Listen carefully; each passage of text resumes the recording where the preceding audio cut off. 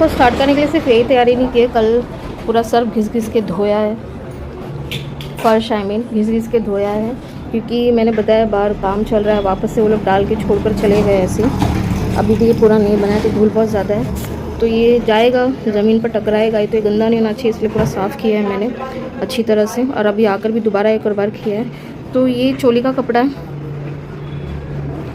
Sleeve है, ये चोली है, तो ये कट कर कर हमें बनानी है।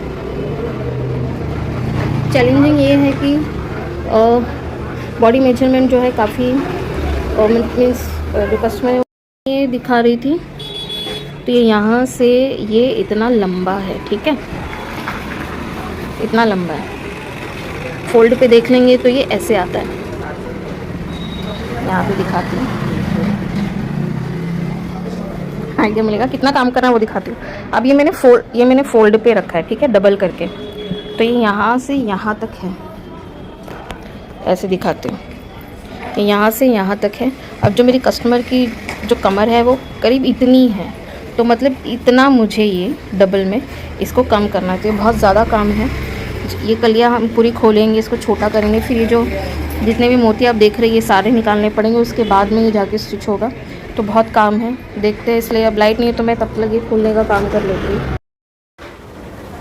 एक लहंगा सीने में बहुत दिक्कत आती है यार, इतनी बार तो मुझे चोट लग गई, खून निकल गए लहंगे में। अब जो ये वाला पोर्शन होता है ना, ये इतना मोटा होता है, और प्लस हमें फिर 2 लेयर से इसको सिलना रहता है, तो ये सिलता नहीं। इस मशीन पे तो मैंने क्विट ही कर दिया, इस पे तो जा नहीं रहा था। पिछली बार भी ऐसे एक वेडिंग लहंगा सिल रही थी, और आमदनी अठन्नी खर्चा रुपया वाली बात हो गई थी तभी भी, क्योंकि सुई अंदर जाकर फंस गई थी और निकली नहीं, और उसके बाद ये क्या अंदर से टूटा क्या हुआ पता नहीं, उसके बाद में कुछ 2-3 हज़ार का खर्चा आया था मुझे उसमें।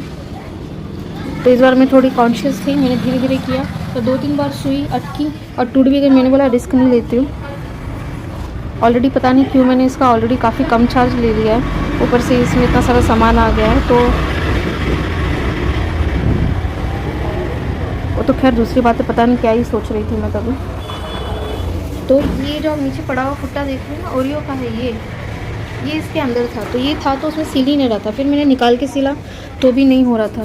तो पिछली बार भी फिर मैंने इस दूसरी मशीन पर इसको सिला था, क्योंकि ये इस तरह की मशीन है, अगर इसमें कुछ होता भी है तो इतना ज़्यादा खर्चा नहीं आता है, वो इनबिल्ड है, कंप्यूटराइज्ड, उसमें बहुत ज़्यादा एक्सपेंस लग जाता है। तो यहाँ पर भी टूट के चल रहा है, लेकिन जब कैसे होता है ना, खासकर ये पोर्शन हम जब पीछे ढकेलते हैं तो इसमें इक्वालिटी के लिए पिन लगाई थी, तो ये पिन जब हम लेते तो कई बार भूल जाते हैं, ऐसे पकड़ते हैं तो ये सीधा पिन 2-3